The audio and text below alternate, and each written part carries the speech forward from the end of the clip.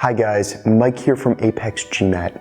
Another day older, another day wiser, here to give you part 2 on our update about the online GMAT exam that's being rolled out in response to the coronavirus COVID-19 crisis. This exam is designed to be a standalone separate exam from the one that's done in the test centers. While there are going to be many similarities, there are also a few key differences that you should know about. If you haven't done so already, I'd encourage you to check out part 1 of our video that has a lot of key details about the exam. You can find a link for that below. When it comes to scheduling the exam, unfortunately, it seems that you can't take an appointment that you have for a live test center and convert it to an online appointment.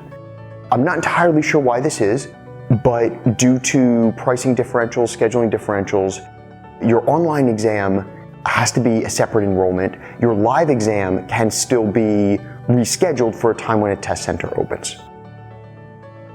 One of the benefits of the online exam is that you can schedule to take it 24/7.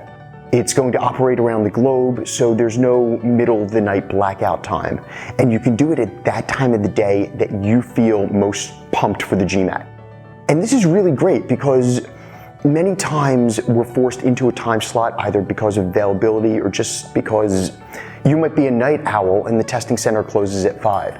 So this is a real advantage for people who feel on at off hours. There are several key things that are going to take place in the setup and proctoring of the exam for security purposes that you should be aware of. First off, there's going to be a live proctor watching you during the exam. So they'll be able to see you and listen to you during the entirety of the exam. And if you have a problem, if you have a question, you can both buzz them in a chat or raise your hand and they'll come on camera live. If that happens, if you're having a connection issue or there's some technical glitch, the GMAC has pledged to be fair and not take off time from your exam. However, if you're raising your hand for the proctor for something that wasn't an issue, your time, your clock doesn't stop. So in that sense, it's just like the live GMAT. And if there's a major technical issue, retakes are available, but that's really going to be something that's subject to the judgment of the GMAC, and we would expect that their system works very well and that the need for a true retake is going to be very rare. Coinciding with this, you're only going to be able to take the online GMAT one time. You won't get your score immediately, but rather sometime within about 7 days you'll receive your score. And it's a score that can't be canceled because the online GMAT is designed to only be taken once. So it's really more of an emergency measure in their mind, where people who need to take the GMAT to get an application out should be able to do so, but those same people shouldn't be able to cancel their score because this is their ultimate attempt. That said, there's nothing stopping you from taking additional GMATs once the live appointments become available. But do be careful here because it can lock you into a score that you might not want. The check-in procedure for the exam is somewhat involved. It's done live with a proctor. They estimate 10 to 15 minutes. And what they're going to have you do is take a selfie, upload a photo or a snapshot of your photo ID, and then they're actually going to have you walk around the room, show them the corners, show them that your desk is clear without any papers on it, show them the door to the room to ensure that there's no one in the room. And for the duration of the exam, including the breaks, you won't be permitted to leave the room.